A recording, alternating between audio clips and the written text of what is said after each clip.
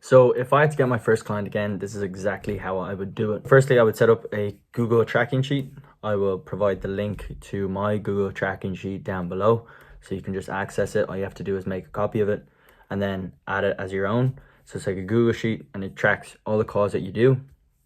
Obviously, you have to place it in manually. So let's say you want to do 50 cold calls a day and you've only closed 10 of them for meetings, then that is something in around 20%. I don't know. I can't do the maths. 1/5. What is 1/5? It's probably like just above 25, I'm imagining. 30% maybe. So that's what it shows, basically how many calls you're doing to stay in track. Because anything with a number on it, you should be tracking, as everyone says. So that's one thing, tracking your cold calls with the Google sheet.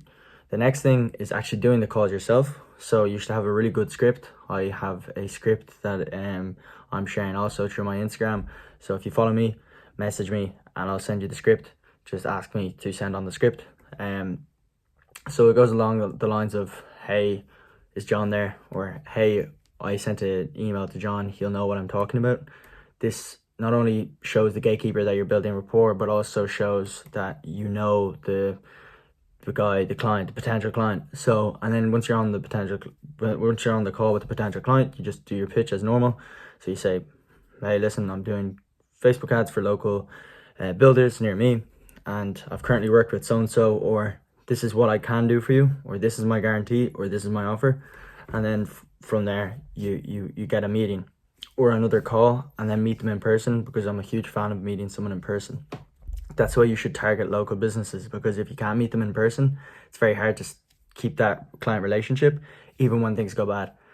So that's one thing. I would also set up a 30-day free trial for Go High Level, and then add it into get your payment from your client to just pay for your Go High Level account. That's what we're doing.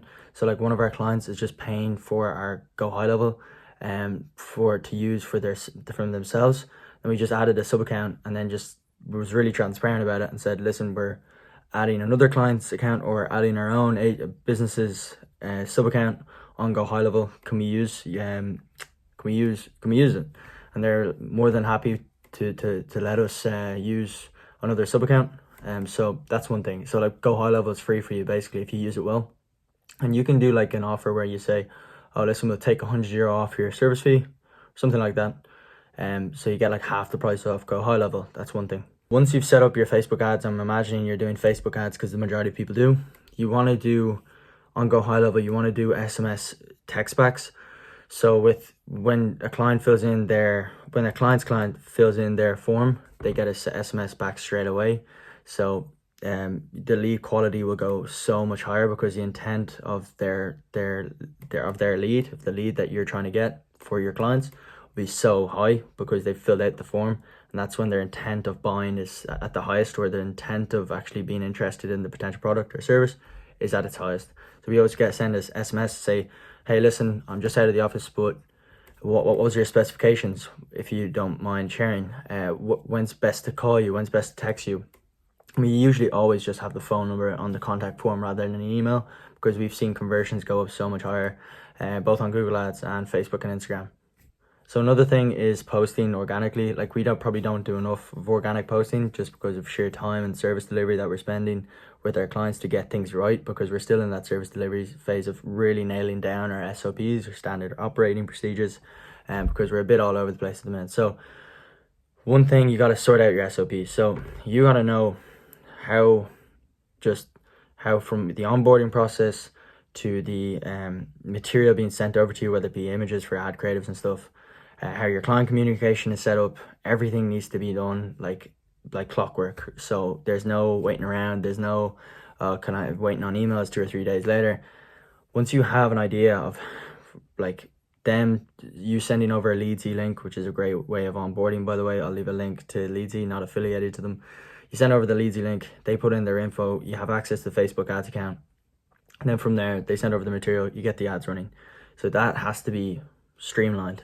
Posting organically will get you inbound leads. We got our first inbound lead, and actually your first deal through posting organically, just simply talking through our sales process. And not only does it work with like clients coming in for yourself, but also it works for warming up the client, because they'll look at your Instagram after you've been on a cold call with them. And I always say, if on a call, like if I know it's not going to go well, I say, well, listen, if you ever change your mind, Blue Motion Media _ is our Instagram. Give us a follow. We post helpful tips on how to get leads. So if you ever run into a bad patch, give us a follow. The information's free. And usually, sometimes they do give us a follow. And over time, we build that rapport. So it's like email marketing, but it's just like, it's more viewed. Even if they don't like it, they still look at our story every day and they're not unfollowing us. So we're getting eyes on our work. So it works. And then once you have payments coming in, you should really be investing into Facebook ads, because that's something, again, we have to do because we're a marketing agency. And you know, if you're not marketing on Facebook but you're pitching Facebook ads, I think it's just a bit suspect. Running Facebook ads for ourselves, running a good offer, and then using the testimonials that we're currently getting to then run Facebook ads, and then get opt-ins for email marketing. I'll actually share that on my Instagram story, where my whole sales process is like ads, cold ads, email signups, landing page, email signups, lead magnets and stuff like that, and then just like an email sequence that we do on system.io, which I really recommend. It's a cheap CRM system if you don't want to use Go High Level. So we run all our SMS messages, all our email marketing on system.io for both us and clients. So once that is all done, we then try and retain the client. So your first client should always be the one that you spend the most time on, obviously, because it's the only client, but you really want to emphasize the work that is going into that client. So keep them up to date. Always be in touch with them for 2 to 3 days for really good client retention, and then just do good work, charge them, get a testimonial, and then it's a really simple process. So I hope this video helped anyone who's struggling to get their first client. I share basically, if I was to get my first client, how I would do it. So like and subscribe. I really appreciate you watching. Helps me out big time.